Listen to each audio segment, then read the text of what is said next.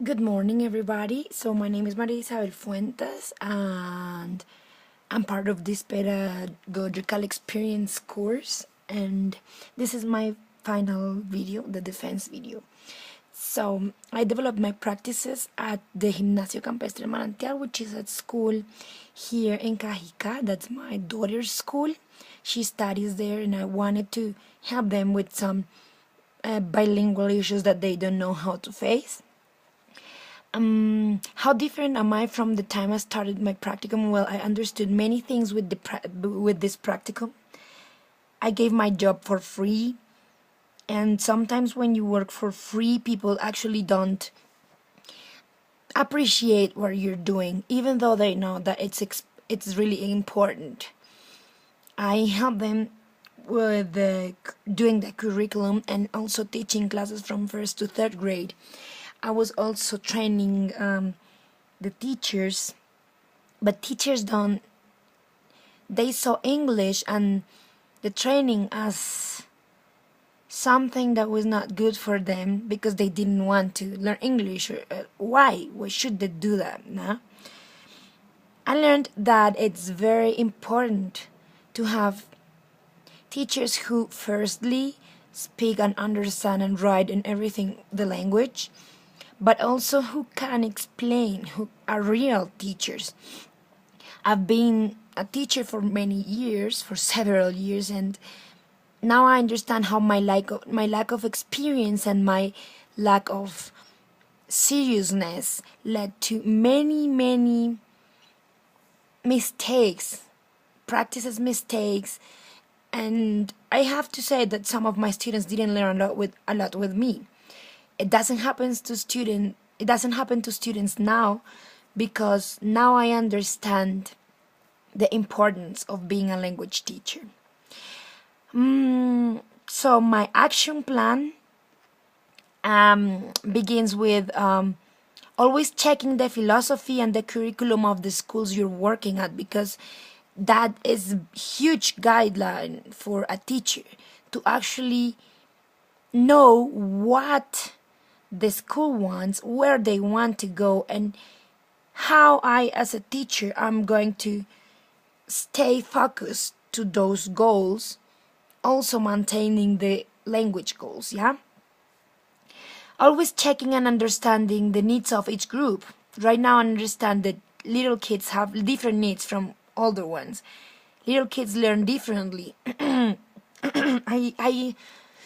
excuse me, I was doing the curriculum for preschool and primary, and I had never worked like really with preschool, so it was really hard to understand, for example, that some kids in the whole year, like the little ones, toddlers, they just learn the three principal colors: red, yellow, and blue.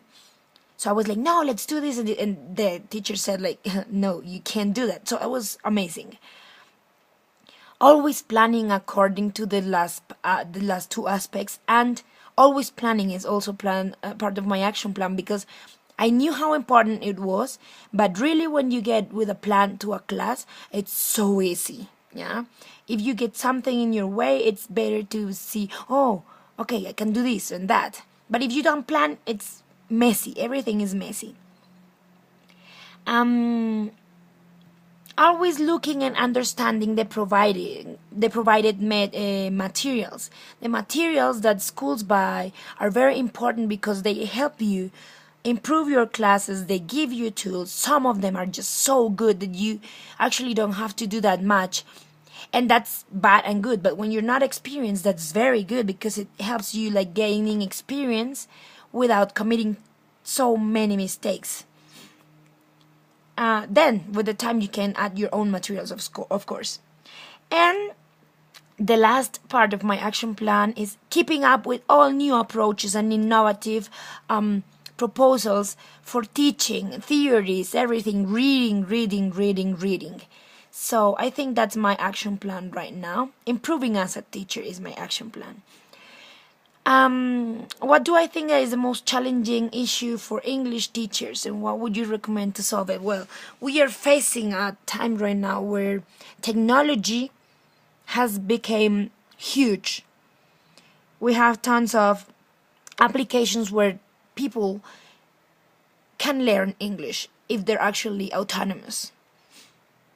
But some of them aren't.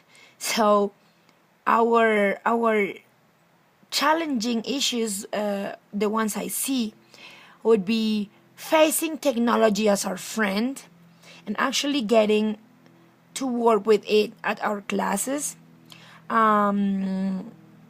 People already understood that English is really important, so we don't have to show them how important is English, but we have to make English a fun thing to learn so that they really, really want to continue learning the language. So I think to solve those issues, it's really easy. It's becoming a technology friend and actually learning the whole time, keeping studying.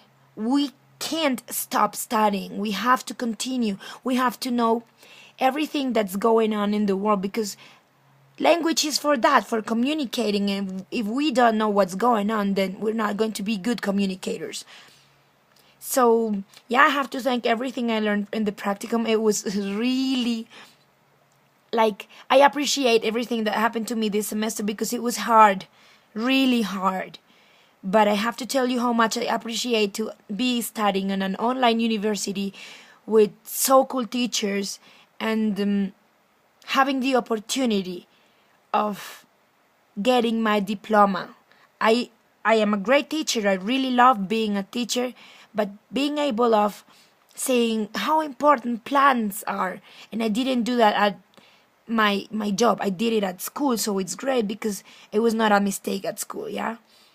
So I appreciate it, and I really enjoyed this semester. Thank you so much, Camilo. Bye bye.